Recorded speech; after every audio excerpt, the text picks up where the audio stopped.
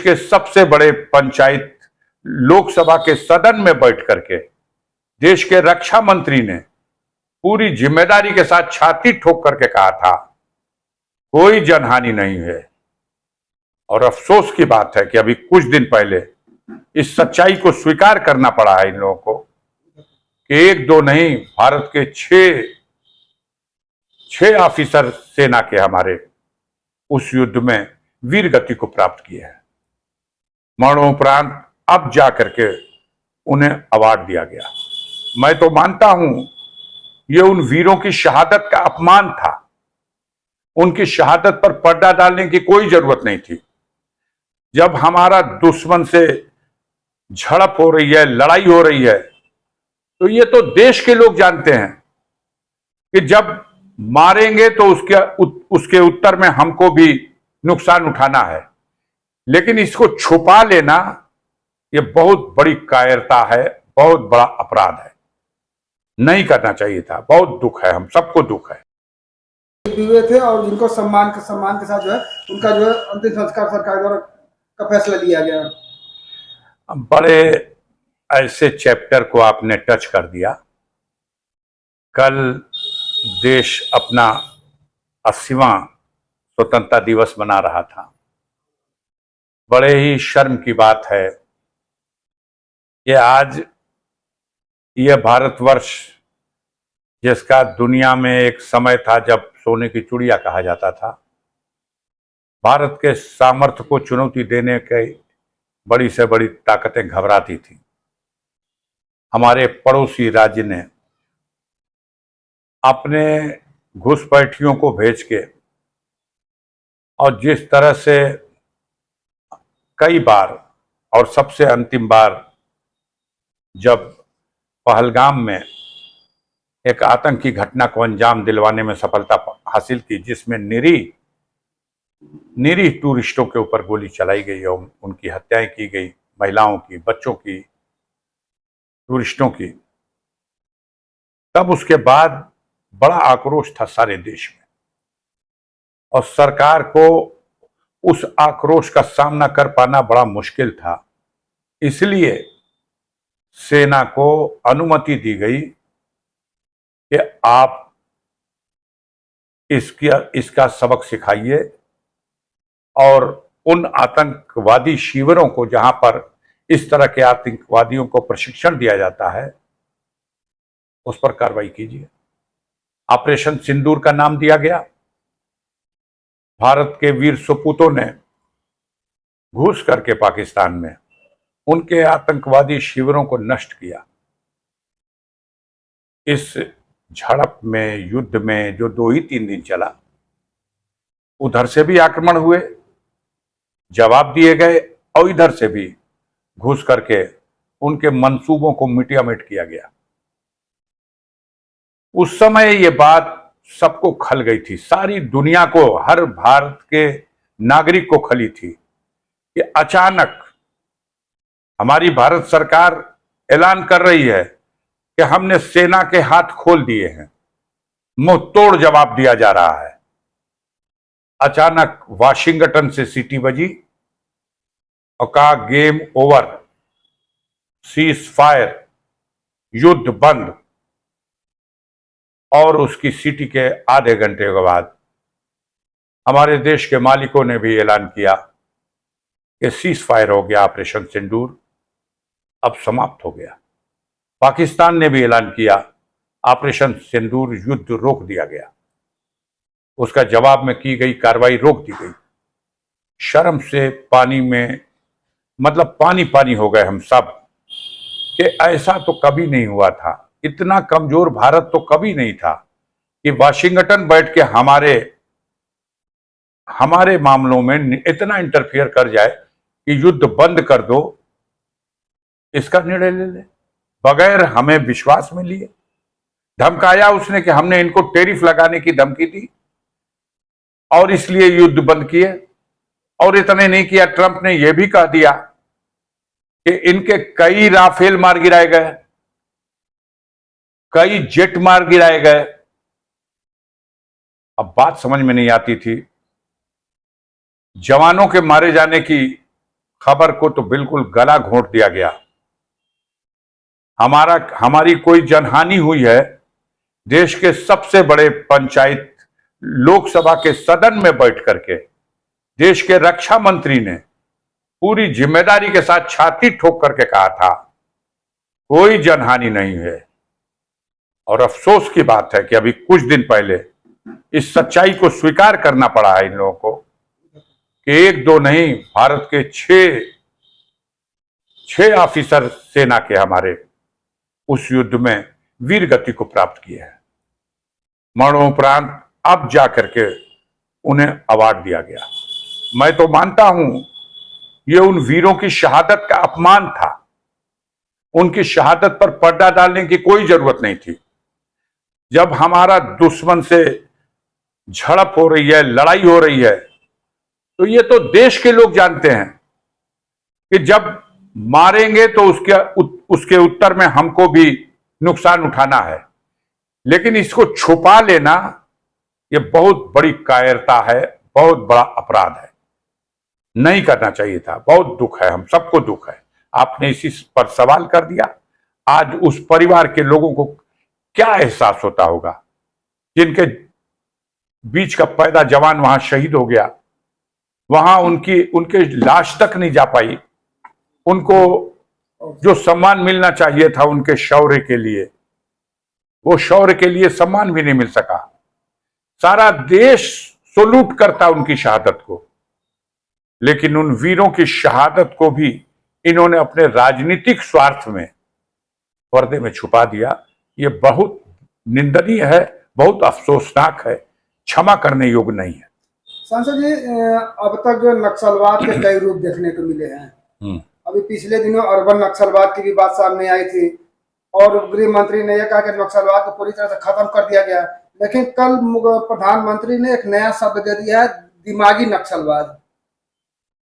असल में देखिए क्या है, ये सारे शब्द कोई और नहीं बनाता है, डिक्शनरी में नहीं मिलेंगे, ये हमारे प्रधानमंत्री ही बनाते हैं। अर्बन नक्सल भी उन्हीं का था और टुकड़े टुकड़े गैंग भी उन्हीं का है। और अब जो वो कह रहे हैं दिमागी नक्सली, जो भी होता क्या है कि जो देश में पढ़े लिखे लोग हैं, प्रोग्रेसिव माइंड के लोग हैं, बड़े बड़े डॉक्टर हैं, प्रोफेसर हैं, बुद्धिजीवी हैं, वो इनके कार्यों की तुलना, अच्छाई बुराई उसको तौलते रहते हैं और उससे ये घबराते रहते हैं। जनता को बेवकूफ बनाना है खूब जानते हैं, लेकिन पढ़े लिखे लोग तो इनसे बेवकूफ बन नहीं सकते। तो उनके लिए कैसे आम लोगों में एक नफरत फैले, तो नक्सल शब्द से नफरत फैलाई गई। अब उसे अर्बन से नक्सल को जोड़ा गया, नहीं शहरों में रहने वाले नक्सल, जंगल में रहने वाले नक्सल। अब उनको दिमागी नक्सल, तो जो दिमाग रखते हैं, सोचते हैं, वो गोबर को गोबर कहते हैं, गोबर को हलवा नहीं कह सकते। वो हलवा को हलवा कहेंगे, वो हलवे को गोबर नहीं कह सकते, इसीलिए घबराए हुए हैं। यह जो छात्रों का आंदोलन था, नौजवानों का आंदोलन था, इन लोगों का आज भी कहना है कि उस आंदोलन के पीछे मतलब नक्सलियों का हाथ था। अब आप बताइए, सारे देश के नौजवान, हम कहते हैं कि जो भी पढ़े लिखे, किसी वर्ग, जाति, कौम का मतलब ही नहीं था, किसी पार्टी का भी मतलब नहीं था, किसके घर के बच्चे नहीं चले गए थे उस आंदोलन में। सब अपने भविष्य के लिए चिंतित हैं। और जिस तरह से इन्होंने देश के सामने, उन नौजवानों के सामने जो झूठ बोल के हर साल 2 करोड़ नौजवानों को रोजगार देंगे और परीक्षा के नाम पर बार बार पेपर लीक हो जाने का जो घटनाक्रम चलाया है, उससे हताश और निराश ये नौजवान आज आंदोलन के रास्ते पे आ चुका है। इन्होंने बहुत कोशिश की, इन्होंने अपने नकली जवानों को, जो सादी वर्दी में ऐसी लाठी, जिसके लाठी के अंदर कील ठोकी हुई थी, उनसे उन बच्चों को, उन लड़कियों को मारा है, उनके कपड़े फाड़े हैं, उनको करंट लगाया है। उन पर डस्ट गन से फायर किया है। ऐसा कभी नहीं हुआ था किसी आंदोलन में। तो वो चाहे लाल किले से की प्राची से बोल दे और चाहे लोकसभा में खड़े होकर के बोल दे, जो झूठ है वो झूठ रहेगा। लोकसभा में खड़े होकर के कहा जाना कि हमारी कोई जनहानि नहीं है, वो भी झूठ था, आज देश के सामने साबित हो चुका है। और यह भी झूठ है जो आज लाल किले के प्राची से कल बोला गया। सांसद जी, झारखंड में जो है अब छात्रों ने मुख्यमंत्री आवास घेरने की चेतावनी दिया है 20 अगस्त तक। 20 अगस्त तक फैसला नहीं होता तो देखिए, वहां सब कुछ हो चुका है। वहां भारतीय जनता पार्टी के लोग उस आंदोलन का रूप बदलना चाहते हैं। जो हमारे बेरोजगार पढ़े लिखे नौजवान हैं, वो लोग अपने भविष्य के लिए चिंतित हैं। परीक्षा लीक होने का जो वहां पर वाकया हुआ, जो संस्था जिसके जिम्मे यहां की परीक्षा थी, आपको पता है पहले वो उसी संस्था को उत्तर प्रदेश में भी सचिवालय में नियुक्ति करने के लिए जिम्मेदार बनाया गया था और घोर बेईमानी हुई है उसमें। सचिवालय में काम करने वाले अधिकारियों के घरों के रिश्तेदारों को और बच्चों को बड़े पैमाने पर नौकरी दी गई है। इस मामले में माननीय उच्च न्यायालय ने याचिका पर सुनवाई करते हुए और सीबीआई से जांच कराए जाने का आदेश पारित किया। उत्तर प्रदेश सरकार ने घबराहट में जाकर के सर्वोच्च न्यायालय में कोशिश की है, याचिका दाखिल की है, एसएलपी फाइल की है कि सीबीआई से जांच न कराई जाए। अरे वो केंद्र में भी आपकी सरकार है, प्रदेश में भी आपकी सरकार है, डर क्यों रहे हो? झारखंड का मुख्यमंत्री समझ चुका है, उसको सब पता है कि ये वो संस्था है जो ऐसी सोच के लोगों के हाथ में खेल रही है। जानबूझ करके साजिश के तहत झारखंड में उसको लगाया गया है। सरकार वो हमारी शिक्षा को सबसे ज्यादा संकट पैदा कर रही है। स्वास्थ्य विभाग को तो खुद इलाज की भी जरूरत है। ये तो बिल्कुल उन्होंने कहा जो 100% सच है। 1,15,000 से भी अधिक विद्यालय बंद कर दिए गए, स्कूल बंद कर दिए गए। ये कीर्तिमान है इस देश में। इनके सरकार के दौरान विद्यालय बंद और 3 लाख से ज्यादा मदिरालय नए खोल दिए गए। मदिरालय खुलते रहेंगे और विद्यालय बंद होते रहेंगे। और इसी बात को उजागर किया है माननीय अखिलेश यादव जी ने। बहुत गंभीर चिंता का विषय है। शिक्षा महंगी कर दी गई है, इतनी महंगी कर दी गई है कि सामान्य परिवार के लोग तो सपने में भी मेरा बेटा डॉक्टर बन जाए अब ये सोच नहीं सकते। करोड़ों में फीस हो गई किसी बेटे को अगर एमबीबीएस की शिक्षा लेनी है तो। आज शिक्षा को महंगी करके पूंजीपतियों को बढ़ावा देने का काम किया जा रहा है। इस देश में गरीब की पहुंच के बाहर हो जाए शिक्षा, इस बात की कोशिश की जा रही है। और तमाम सरकारी संस्थाओं को डैमेज करके प्राइवेट संस्थाओं को ऊपर उठाने का प्रयास किया जा रहा है। महिलाओं देने की बात झूठे हैं बिल्कुल, ये सरासर झूठ बोल रहे हैं। आप कहां हो?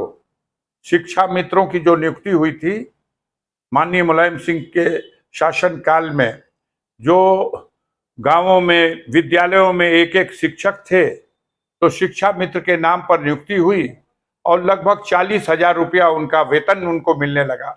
ये वही लोग हैं जिन्होंने एक झटके से उस शिक्षा मित्रों की नियुक्ति को गलत ठहराया, उनको मिली हुई नौकरी से बेदखल कर दिया और बाद में एहसान लाद करके उनको तमाम कंडीशनों के साथ ज्वाइन भी कराया। तो 10,000 और बाद किसी को भी जिसको 40,000 तनख्वाह मिली हो उसको बाद में आप 10,000, 12,000, 15,000 पे नौकरी देंगे तो ये कौन सा एहसान है? आज के इस दौर में उस 15,000 की क्या वैल्यू है? अब सत्ता के जाने का वक्त आ गया है। माननीय अखिलेश यादव जी ने बिल्कुल सही कहा है कि यह धोखा देने के लिए महिलाओं को, लोगों को पता है कि बिहार में इन्होंने अनपढ़ गंवार महिलाओं को धोखा दिया है 10,000 रुपया उनके खाते में भेज के, लेकिन ये उत्तर प्रदेश है, ये खाते में पैसा भेजा करेंगे। जनता फैसला कर चुकी है इनको बेदखल करने का, कोई उसका असर नहीं पड़ेगा। खड़गे साहब का एक बयान है, उन्होंने ये कहा है कि सरकार जो है युवाओं को डेड एंड की तरफ ले जा रही है।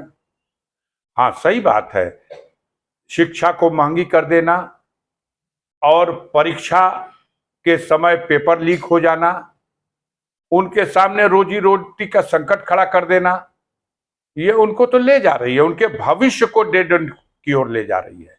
लेकिन उसी की चिंता थी जो 20 तारीख को दिल्ली में संसद की तरफ कूच करने का क्या उपहास उड़ाते थे। कीड़ों पतिंगों की जिसे संज्ञा देने को लोग तैयार नहीं थे, उस शक्ति ने दिल्ली की सरकार को हिला के रख दिया। बड़े गर्व से लोग कहते थे ये एनडीए की सरकार है, यहां इस्तीफा नहीं होता। लेकिन एनडीए की सरकार घुटनों के बल आ गई। आंदोलन के सामने ये गांधी का देश है, ये सत्याग्रह के रास्ते से मानेंगे नहीं मनवाएंगे, इस नारे के साथ नौजवान जब सड़क पर आया, अत्याचार बहुत हुआ, लेकिन आखिरकार उसके सामने तानाशाही सरकार को घुटना टेकना पड़ा। आगे भी यह आंदोलन अब हर प्रांतों में फैल चुका है, उत्तर प्रदेश के हर जिलों में फैल चुका है। ये राहुल गांधी पे फड़फड़ाते रहे लोग। अभी वो आए थे इलाहाबाद प्रयागराज में, और प्रयागराज में जो छात्रों ने मुजाहरा किया है, वहां छात्र संघ को बहाल किया जाए, चुनाव कराया जाए, कहां थे योगी जी और उनकी सरकार जो कह रहे थे कि खबरदार उत्तर प्रदेश की तरफ देखना मत। वही पुलिस थी, वही प्रशासन था, सांस नहीं लिया लोगों ने। जनशक्ति के सामने भौकाल काम नहीं आएगा, और जनता जागरूक हो चुकी है। भौकाल जितना बना ले लोग, जनता ने बदलाव का फैसला ले लिया। सांसद जी, 15 अगस्त पर जो है जिस तरह से वंदे मातरम को गाना अनिवार्य किया गया, तो लाल किले से भी जो है वंदे मातरम की बात कही, मतलब गाया गया।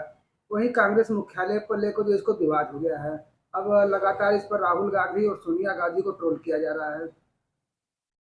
देखिए, कुछ मुद्दों को विवाद ही पैदा करने के लिए और किसी विशेष अवसर पर उस विवाद का कोई राजनीतिक स्वार्थ सिद्ध करने के उद्देश्य से ये अस्तित्व में लाया जाता है।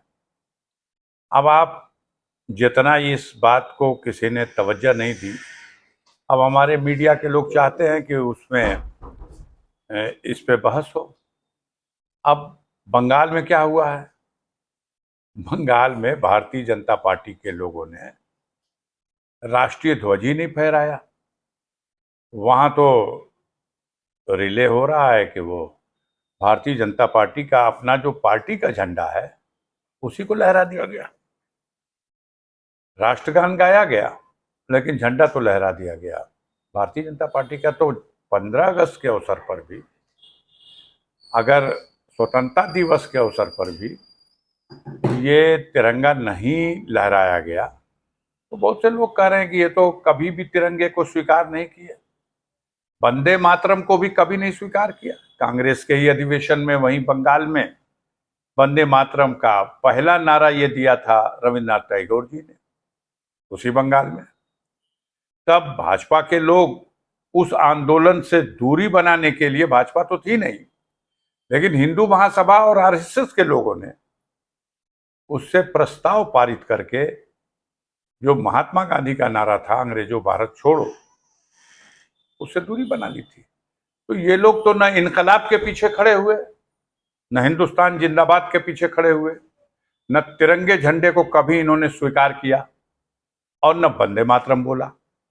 अब चूंकि सत्ता में है और सत्ता की हालत खराब है, हिचकी आ रही है, देश की समस्या और जनता जो है मूड बदल रही है, तो अब इन्हें फिर से याद आया है वंदे मातरम, और फिर से याद आया है तिरंगा। आजाद भारत में आरएसएस के लोगों ने 50 साल तिरंगा लहराया ही नहीं अपने मुख्यालयों पे। इस सवाल पे कोई बहस नहीं होगी। बहरहाल बहस का मुद्दा आप इसको बनाइए, आम जनता में जो देश की समस्या है उस सवाल पर चिंता व्यक्त है, और सरकार जनता के रुख से घबराई हुई है। इसलिए अपने मीडिया, जिन्हें गोदी मीडिया की संज्ञा दे दी गई, उनके माध्यम से इस तरह के बिंदुओं पर विवाद खड़ा करने का प्रयास कर रही है। कल से ही कांग्रेस मुख्यालय जो राहुल गांधी और सोनिया गांधी खड़गे साथ थे, तो वीडियो भी लगातार वायरल किया जा रहा है। भाजपा के लोगों ने ट्वीट भी कर रहे हैं। आप ठीक है, कर रहे हैं लोग तो करें, जनता सब कुछ देख रही है।